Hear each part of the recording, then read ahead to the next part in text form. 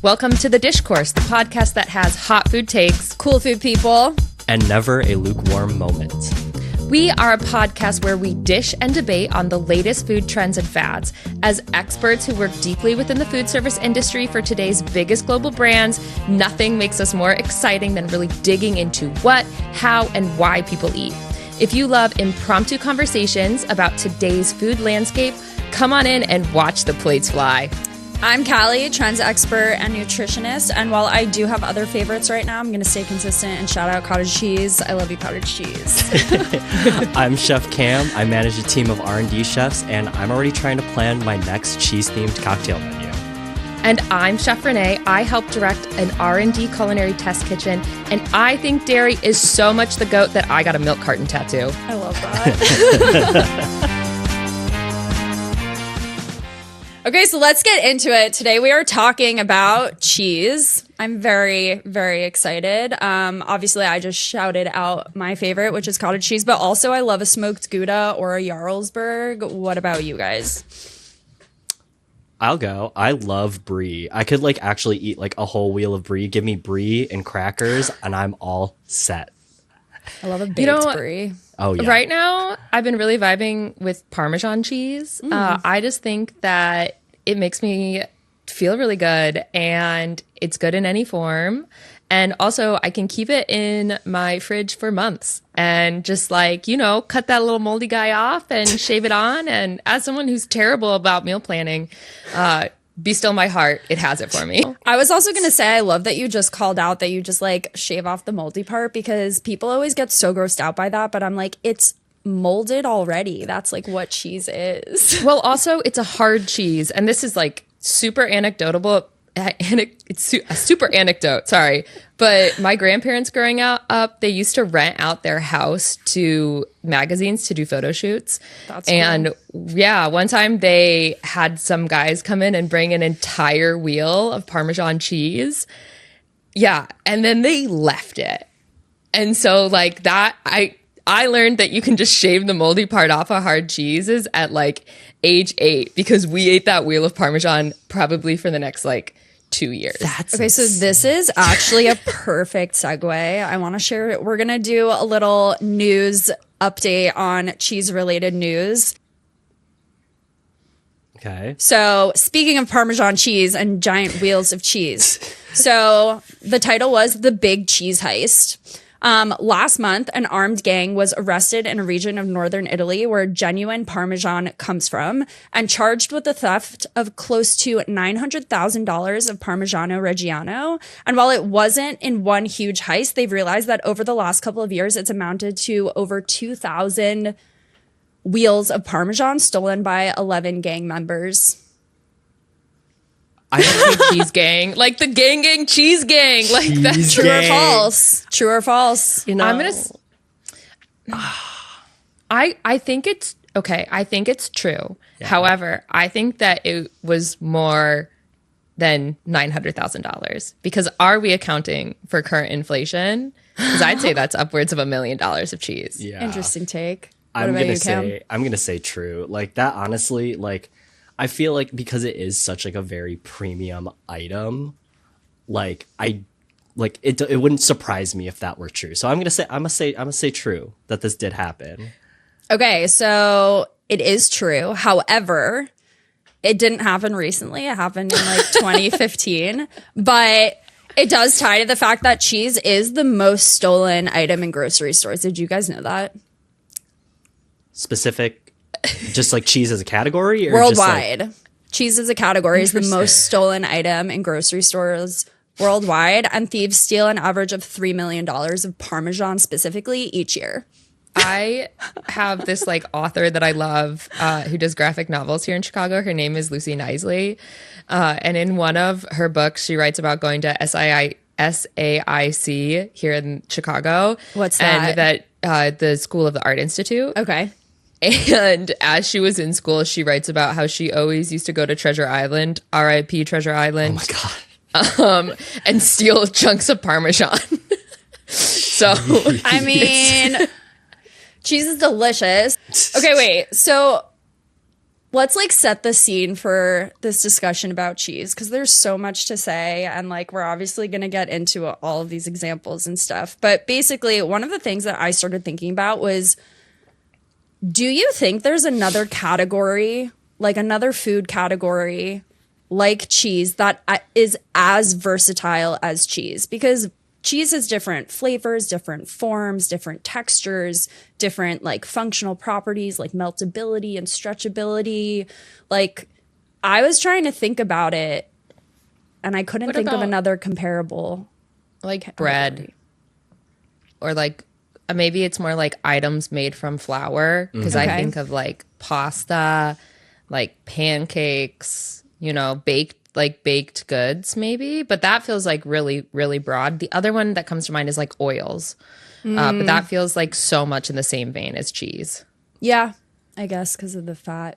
But I feel like in terms of flavor, like cheese is such a big category. Especially because how you treat the cheese changes the flavor too, as opposed to like to your point, like when we're talking about like, you know, pastas or like, I'm thinking like gluten as a structure and how gluten can be transformed into different things. Mm-hmm. The only thing you can do to change the flavor of the gluten is to ferment it, and it kind of always tastes the same. Mm-hmm. Whereas cheese, if you change the fermentation process, it changes like how the cheese tastes. Huh. Yeah. I've never thought about it that way. Yeah. And like to your point, Callie, it's like cheese comes in like so many different forms. Like you have like your hard cheeses, like when we were talking about Parmesan, you have your processed Americans, like you have your quesos of the world. And it's like, what's cool about cheese is that it can kind of just like cross different types of cuisines and cooking, which is very fascinating to me.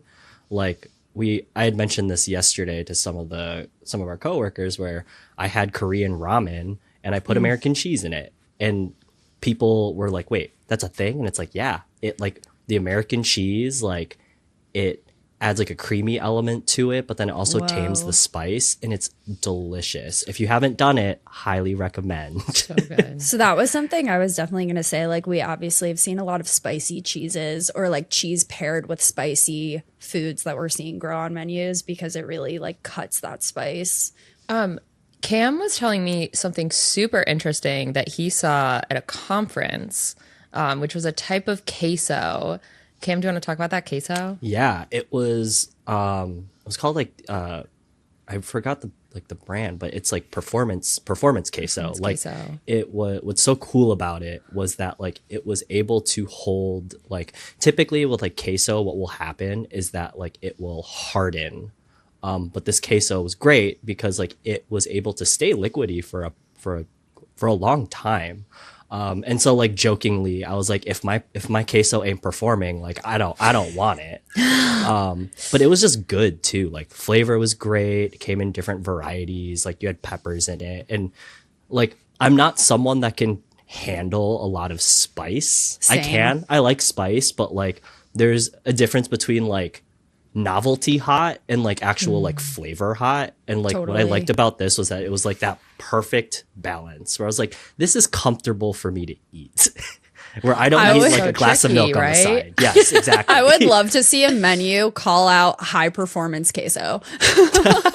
I mean, but when you think about it back of house, queso is the easiest thing. Like you can overstir cheese and then all of a sudden it's lumpy and weird and you're like, what did I do? And it's just it's like macarons, right? Like you stir that batter too many times, you lose all the air. And queso is just like that. And it's such like a difficult thing to execute back of house. So like to see something like performance queso that no matter what your culinary skill level is, you can use in a myriad of ways, I think it's really cool. Yeah. The other thing I think about performance queso is like, back to Parmesan cheese, is the Aldi in Europe that's selling Parmesan cheese as a protein bar. What? Tell me everything. Yeah, wait. What are you talking about? So this is news to me. There was like this big, movement on the internet where everyone was like, you don't need to eat a protein bar like before a workout or after a workout, you just need to eat Parmesan cheese because the macros are almost identical. So for every 100 grams of Parmesan cheese, I think it's 36 grams of protein.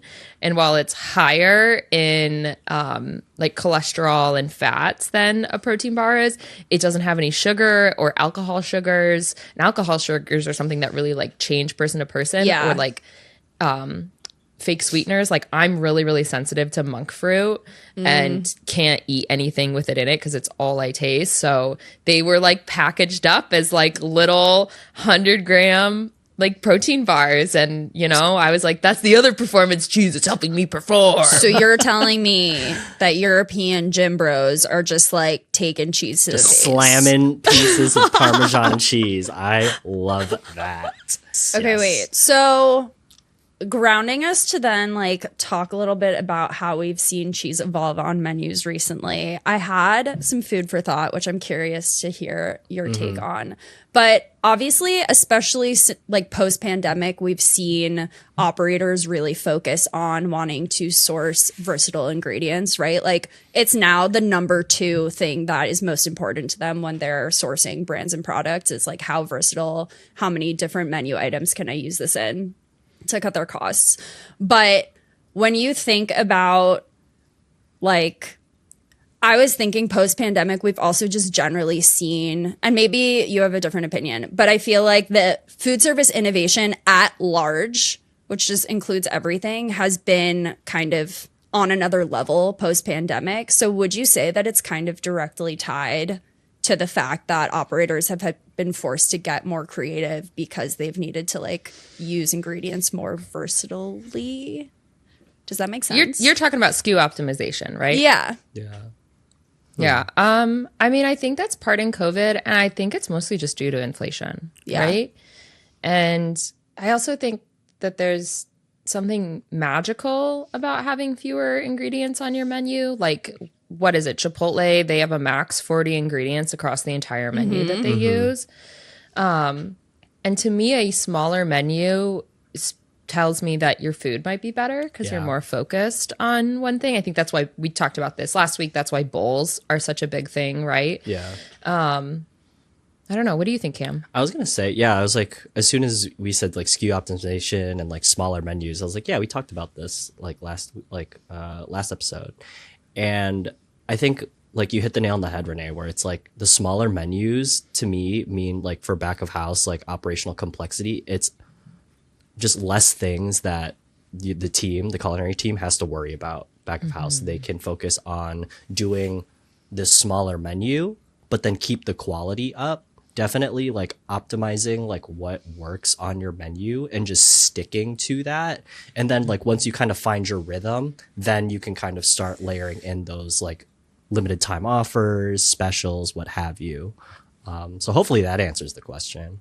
Yeah, no, for sure. I think I just started thinking about it because, again, I was thinking about my own use of cottage cheese and how I literally eat it in like 7 different ways on like a daily basis or in rotation. But yeah, it's a lot of cottage cheese. But separate from that, I guess like diving into the menu. So obviously, because it's so versatile, we've seen cheese evolve in all categories across the menu. So like apps, entrees, desserts, even maybe some beverages. But like I had a hard time choosing my favorites that I've seen recently because there are so many and I love cheese so much. But I'm going to call out whipped feta because that's been one that I've seen on so many menus, and some places nail it and some places don't. But like it's so creamy, and then like you top it with like some hot honey or like something spicy like chili oil or something. Yes. And it's so good. But I see it largely in Mediterranean restaurants, which is kind of interesting. Cam, have you seen a RTU whipped feta product on the market? What does that mean? Ready to use. I don't think I have. Have you? Yeah, acronyms. I haven't, and it just feels like that's like could be low hanging fruit for any manufacturer partners who are out there listening to us right now. Whipped feta, please. Wink, wink. Yeah, interesting.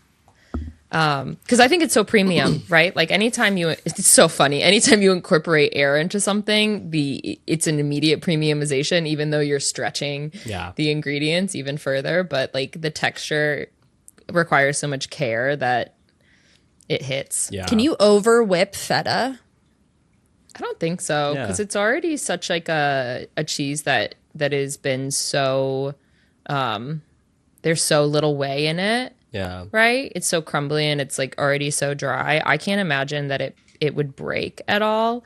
I think you can underdo it and then it's really grainy. And I've done that before. Like a long time ago, brought like the grainiest whipped feta of all time.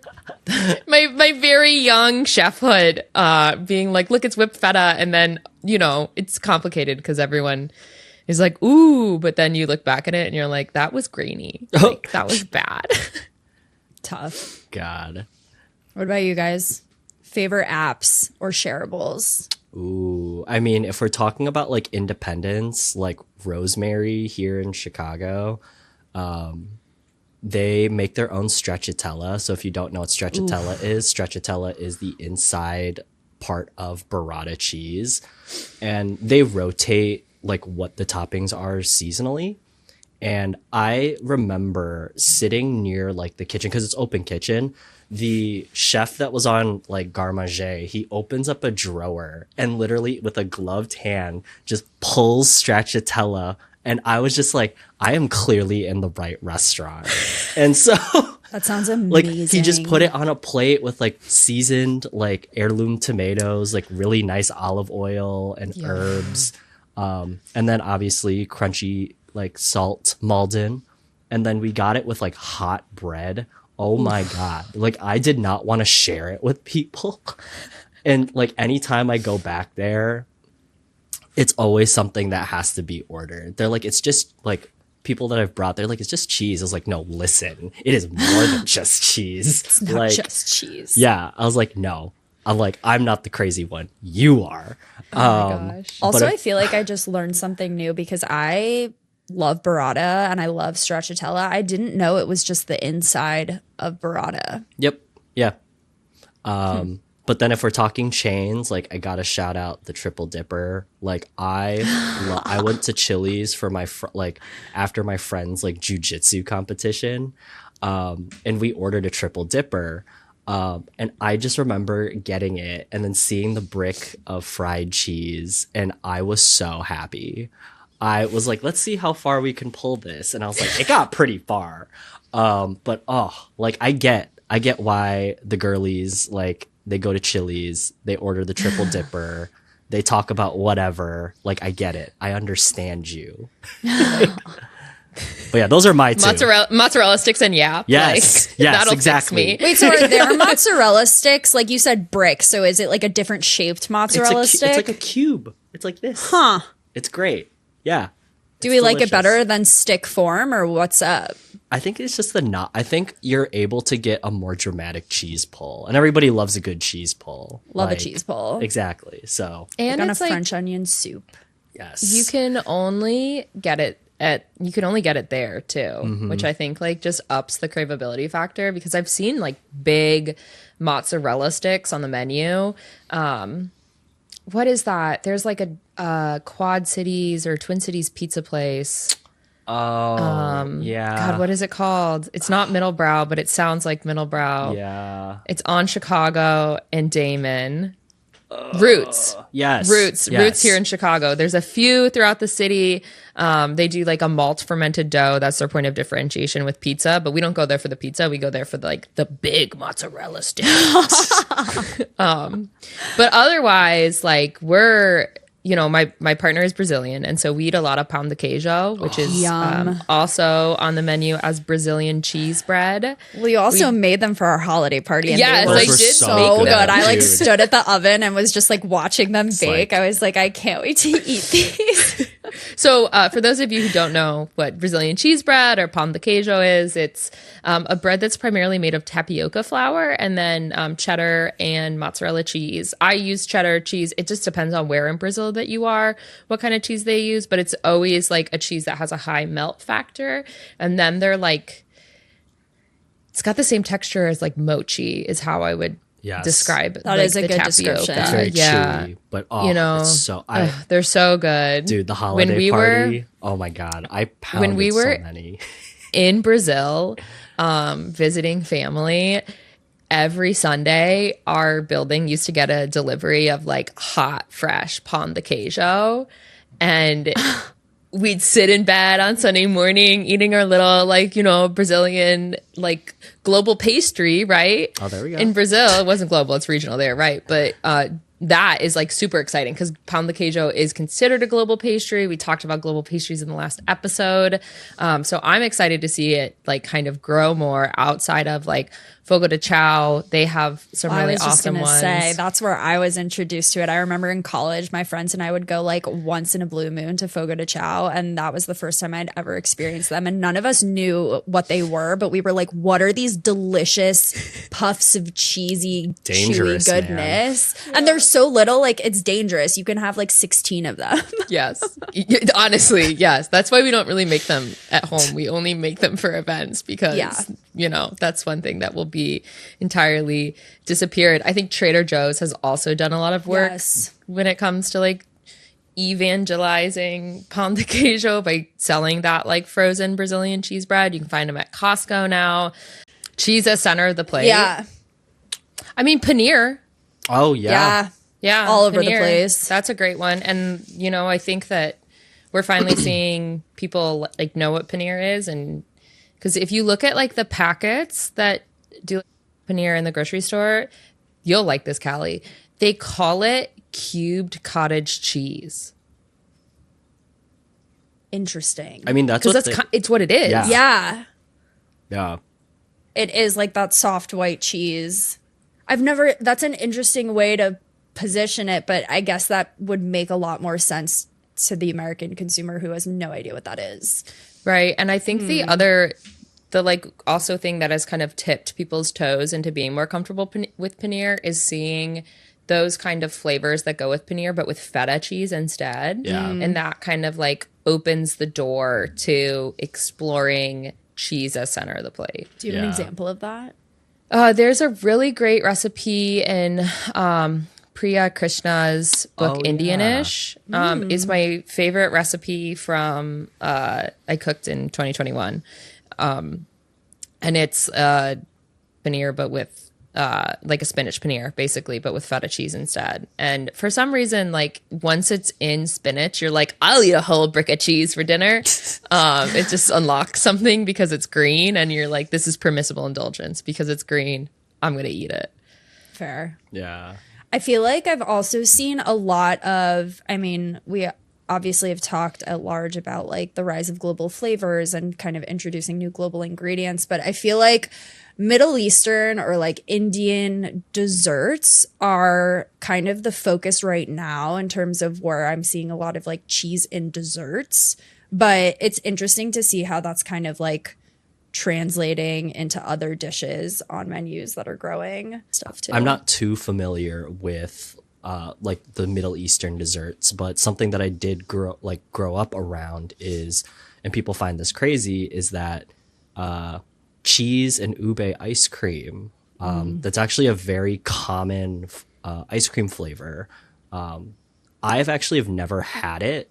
Apparently my mom has, and she's like, when I like was talking to her about it, she's like, oh yeah, that's really good. And I'm just like, I'll take your word for it. I was like, next time you go to the Filipino grocery store, buy me a pint. I'm curious. Wait, I need to try that. Yeah. Like you can get it and cheesy. Yeah. Like it's like swirled and everything. It's kind of crazy. There's that. You can also just get it as like cheese flavored too. Like, so I can only imagine it being like salty. Like obviously it's going to have like that signature like orangey kind of color to it.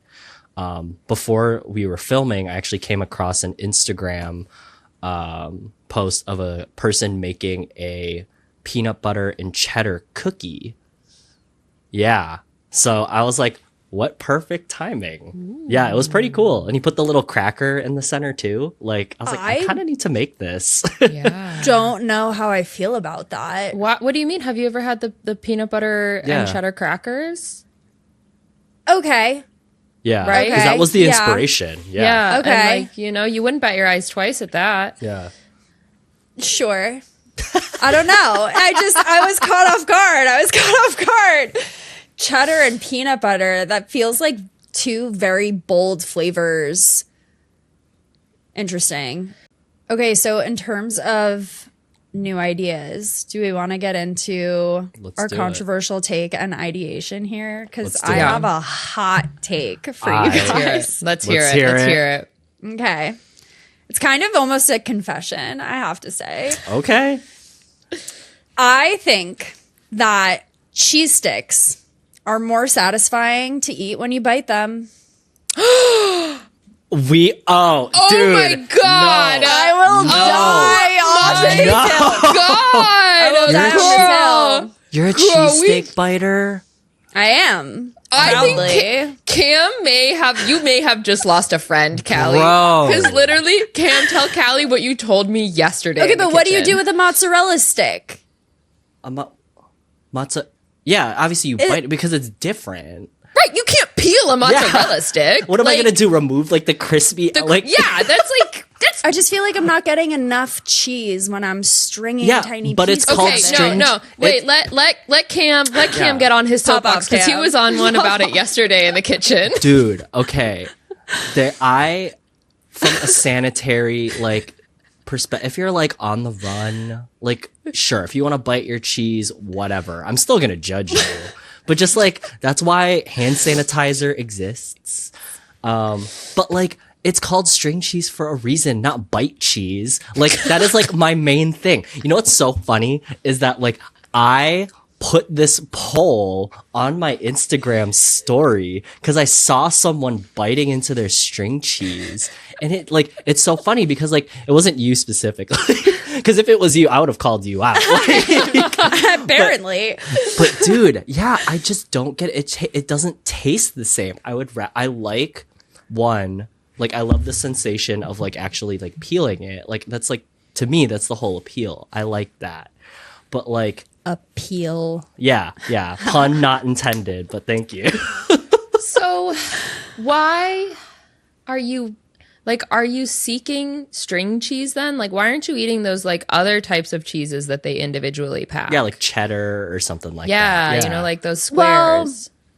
I definitely don't frequently buy a string cheese but when I do eat string cheese, like I just was remembering in my childhood, like especially remember those string cheeses that were like the yellow and white cheddar swirl and then like you peeled those apart. Like those I would peel because like that was fun and colorful and exciting. But when it comes to normal string cheese, like I don't know whether it's because I'm just like on the go, like you said, but I just find it to be more satisfying if I can take a bite of it. I don't know. Are you an ice cream biter? Popsicle biter? I'm a popsicle biter, yeah. That's a good question. Dude, my sensitive teeth could never like. No, I know. I find eating it both ways annoying. And I would rather eat a Baby Bell and get a cute little toy, aka the wax. But I'm still shook by this. Yeah, dude, what the hell? I told you it was going to be a confession. But with the same line of thinking, Okay. it made me think, what if, because I know we talked about mozzarella sticks. We have been seeing them come back on menus like in the last year in particular, especially at Chili's. They're popping off, right? Yeah. What if we made dessert mozzarella sticks? You know, that isn't too crazy. I don't think that's that. So the restaurant, one of the restaurants that I used to work at, one of the things that we paired, I mean, we'll just say like mozzarella adjacent. Like it was burrata cheese again with the burrata. That's where my love of burrata came from, by the way. But anyway, we served it with like these really fancy like strawberries because it was a farm to table restaurant. It was that, olive oil, some like greens. I forgot. I think we did like arugula or something like that. And a specific type of syrup. It's derived from like apple. So it's kind of like adjacent to like balsamic. And I just remember my mind being blown by that combination of flavors. So like you could definitely like, you could coat like string cheeses in like cereal instead of it being like Yeah. panko? Like, could it be like Or like crushed up cookies. yeah, and then like you can have fun with like the fruit sauces. I think what would also help too is if you did like powdered sugar on top, Yum. to just reinforce like that.